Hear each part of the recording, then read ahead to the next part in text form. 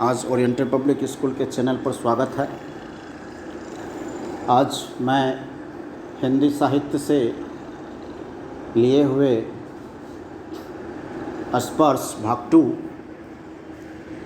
के पदखंड के कवि सुमित्रानंदन पंत जी के परिचय और पर्वत प्रदेश पावस के पाठसार और उनके द्वारा लिखे हुए कविता के व्याख्या, ये तीनों को इस वीडियो के माध्यम से बता रहा हूँ।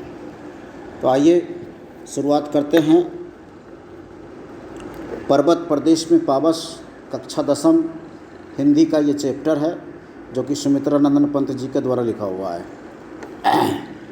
और हिंदी साहित्य के वे एक राष्ट्रीय कवि हैं जो कि पदखंड के कवि हैं, कविता लिखते हैं। उनके लिखे हुए पर्वत प्रदेश में पावस जो स्क्रीन पर लगा हुआ है, आज मैं उनके लिखे हुए पर्वत प्रदेश में पावस का पाठसार बताऊंगा। कवि ने इस कविता में प्रकृति का ऐसा वर्णन किया है कि लग रहा है कि प्रकृति सजीव हो उठी है।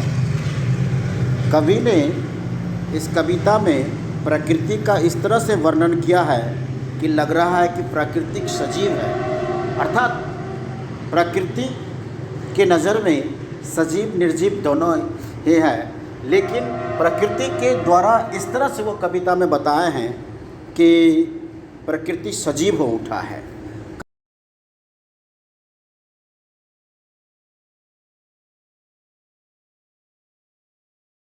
वर्षा ऋतु में प्रकृति का जो रूप है हर पल बदल रहा है।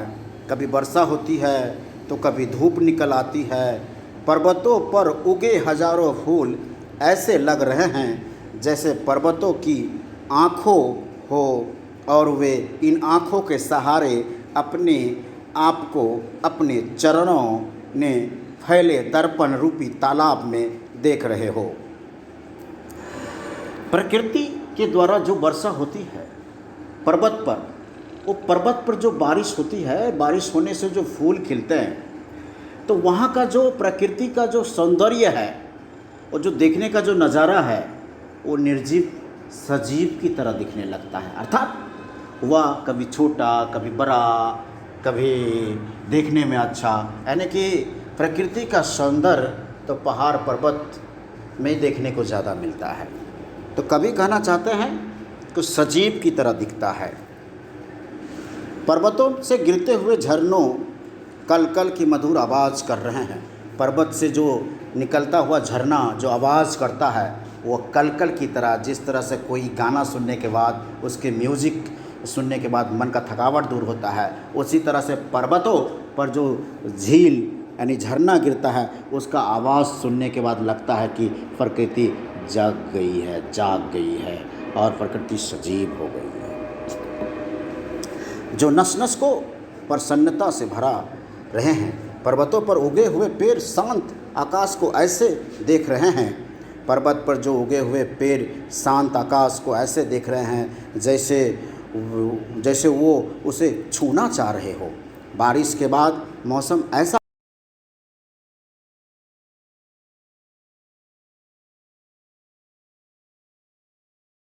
मानो पेड़ कहीं उड़ गए हो, अर्थात गायब हो गए हो।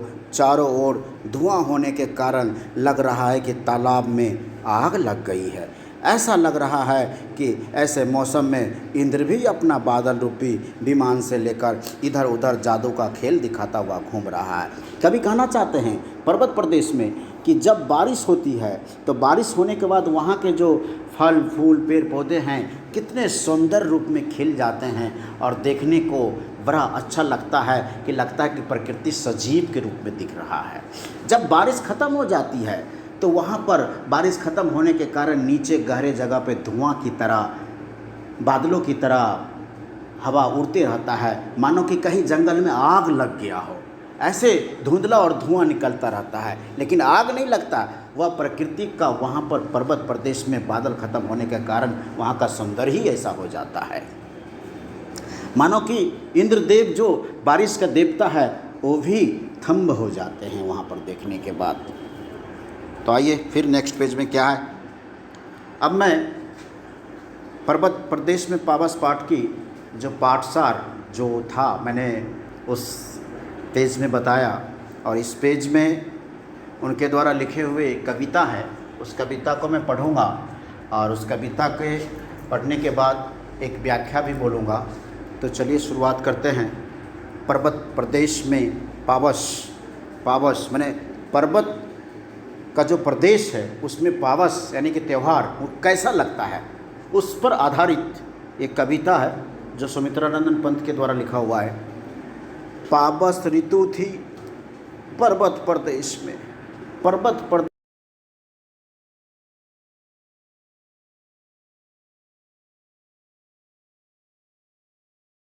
प्रकृति बेश, यानी कि उस पर्वत प्रदेश में जो पावस ऋतु का होता है, पल पल बदलता है, कभी बारिश, कभी धुआं, कभी धूप, कभी बर्फ, ये सारे चीज़ देखने के बाद एक ऐसा लगता है कि प्रकृति सजीव की तरह चल रहा है, घूम रहा है।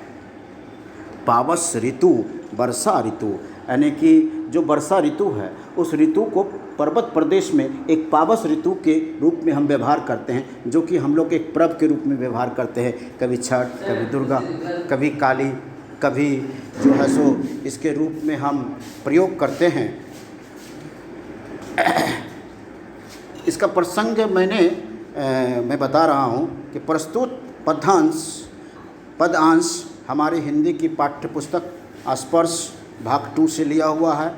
इसके कवि सुमित्रानंदन पंत जी हैं। इसमें कवि ने वर्षा ऋतु का सुंदर वर्णन किया है। इस कविता में कवि ने वर्षा ऋतु का एक सुंदर सा वर्णन किया है, जो कि मैं बोला हूँ कि पर्वत प्रदेश में पावस, यानी कि पर्वत जो प्रदेश है उसमें वर्षा ऋतु का क्या भूमिका है, उस भूमिका को कवि यानी सुमित्रानंदन पंत ने इसमें स्पष्टता किए हैं, जो कि मैंने आपको 3-4 लाइन सुनाया हूँ। फिर एक बार पुनः दोहराता हूँ। पावस ऋतु थी पर्वत प्रदेश, पल पल परिवर्तित प्रकृति बेश, यानी कि पावस ऋतु, वर्षा ऋतु।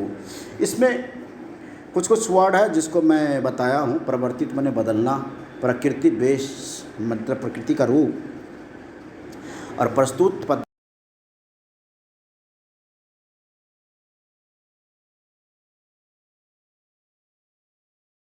पर्वत प्रदेश। इसके लेखक सुमित्रानंदन पंत जी, कवि ने इस कविता में वर्षा ऋतु के बारे में सुंदर से वर्णन किए हैं, उल्लेख किए हैं। तो आइए उनकी व्याख्या को हम जानते हैं।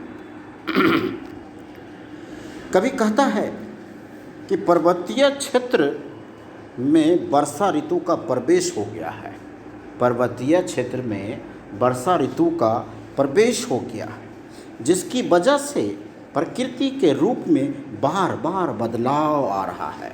कवि कहते हैं कि पर्वतीय क्षेत्र में वर्षा ऋतु का प्रवेश हो गया है और बार बार वहाँ पर बदलाव आ रहा है।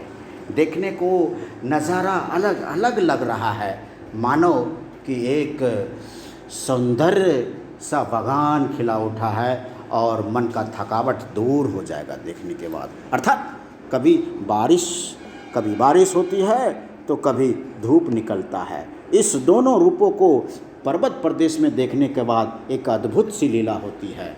अभी उदाहरण के लिए अभी के मौसम में अगर आप दार्जिलिंग जाते हो तो वहाँ पे ठंड लगेगी, तो मानो ये प्रकृति, यहाँ पे धूप और वहाँ पे ठंड। तो प्रकृति के सारे रूपों को देखने के लिए आपको भ्रमण करना होगा, और भ्रमण करने के बाद आपको पता चलेगा कि ज़िंदगी में क्या स्वाद है।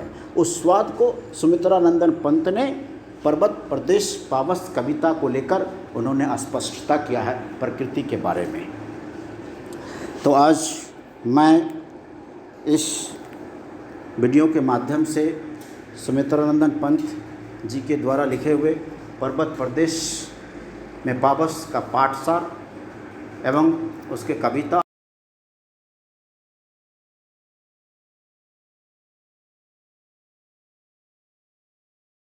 और शेयर करें।